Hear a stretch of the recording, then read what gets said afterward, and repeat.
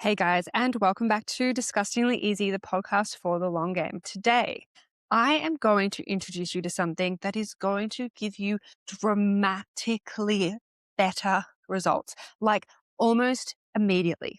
This will sharpen you overnight. It will change how you make decisions. It will change how you experience setbacks. It will change how you interpret failure, how you move through doubt. And honestly, this is my favorite quick fix. And you will know if you have listened to some of these episodes or if you are in the long game or even just following me on Instagram, I generally hate a quick fix. The slow road is the shortcut. I will go on an absolute rampage about overnight transformations and magic formulas, but this actually works and it works fast.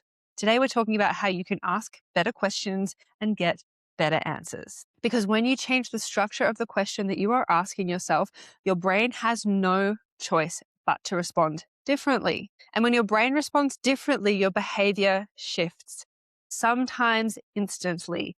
No new meal plan required, no new program, no extra discipline, no more willpower, just sharper language. And sharper language builds a sharper identity. Now, before we go into the questions, I want to ground this in something because this way of thinking didn't come from a book or a weekend certification or one motivational moment.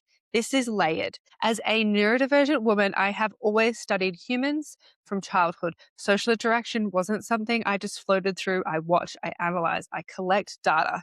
Why did that comment change the energy in the room? Why did she shrink when he said that? Everyday interactions are data. Psychology was one of the first things I ever studied and enrolled in at uni. I wanted to understand behavior, motivation, patterns, why people do things that don't align with their goals. Psychology gave me the internal map, beliefs, cognitive distortions, conditioning, behavior loops, and it showed me that thoughts are not truth, they are patterns. I studied anthropology, zoomed out. Psychology asks what's happening on the inside, and anthropology asks what story is culture telling. Because suddenly, when a woman says, I'm lazy, now I don't just hear a personality trait. I'm hearing diet culture, productivity culture, patriarchy, burnout, worth tied to output.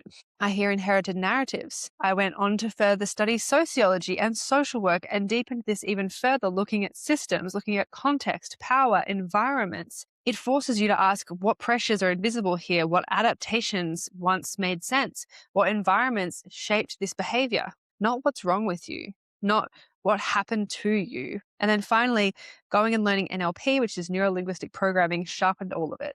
NLP is essentially the study of how language structures experience and changes the way we think about things. It teaches you to listen for linguistic presuppositions, which is just a fancy way of saying what assumption is built into a sentence. Because when you ask, why do I always mess this up? You're presupposing that you always mess up. When you ask, how do I stop being so lazy? You're presupposing that you are already lazy. You are assuming that that belief is true, and your brain does not stop to fact check the assumption. It simply answers it. This is where open loops come in. When you ask a question, you create an open cognitive loop, and your brain hates leaving loops open. It wants closure, especially if you're neurodivergent. If you have a brain that seeks clarity, completion, pattern recognition, unanswered questions itch, they buzz, they sit there demanding resolution. That's what an open loop is. An incomplete cognitive task, a question without an answer, attention without closure, and your brain is wired to complete it. This is why advertising works. This is why Netflix works. Cliffhanger, music swell, cut to black, open loop. You need the next episode. We crave closure. So here's where it all ties in. When you open a loop internally, your brain will close it, but it will close it based on the available information. It doesn't have a Google database. It can't search the whole wide world for what might possibly be true. This is all based off your existing self-concept or based off the dominant belief settings in your mind, based off the identity that you've been rehearsing. So if your internal settings are currently wired to, I'm bad, I'm shit at this, I'm incompetent, I'm lazy, I'm not enough, I always mess this up. This is where your brain is going to source its answer from. It's not going searching for your highest potential. It's pulling from your loudest archive.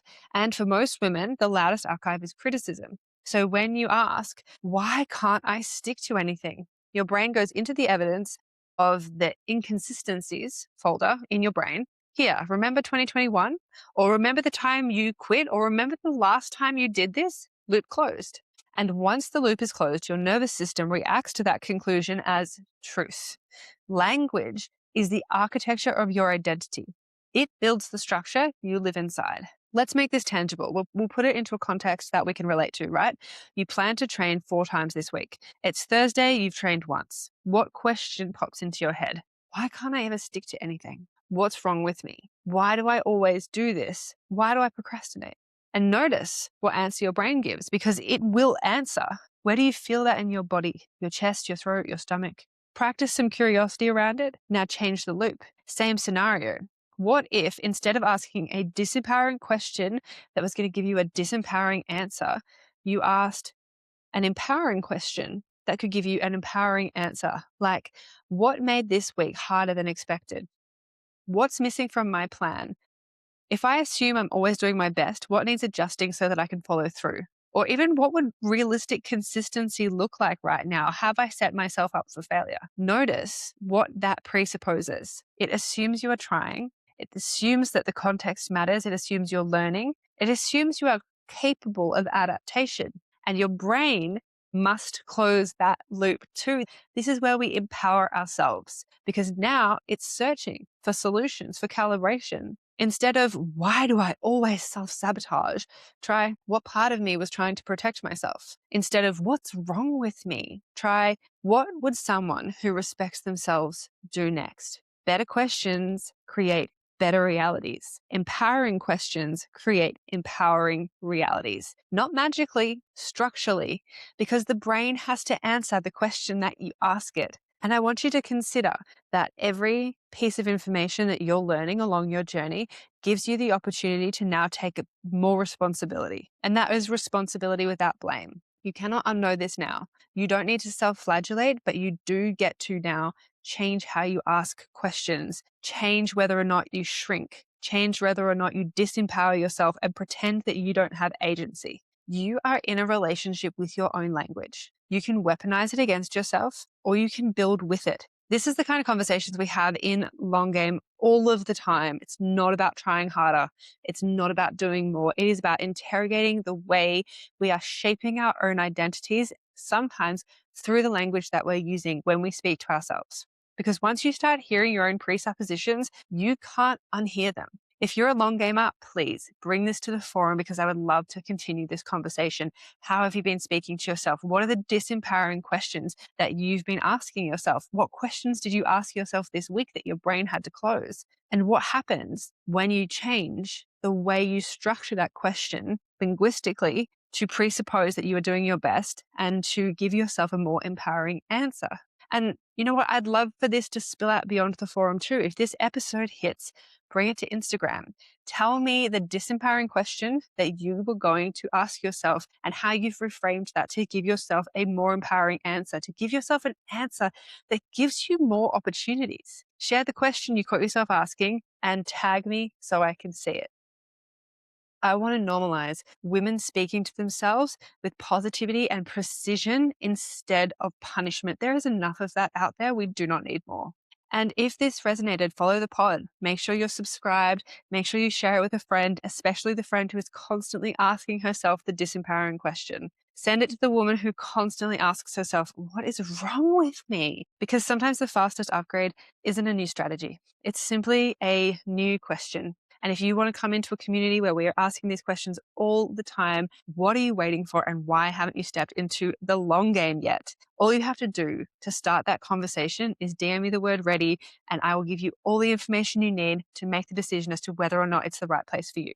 Regardless, of course, remember, when nothing is certain, anything is possible. You've got this, and I've got you.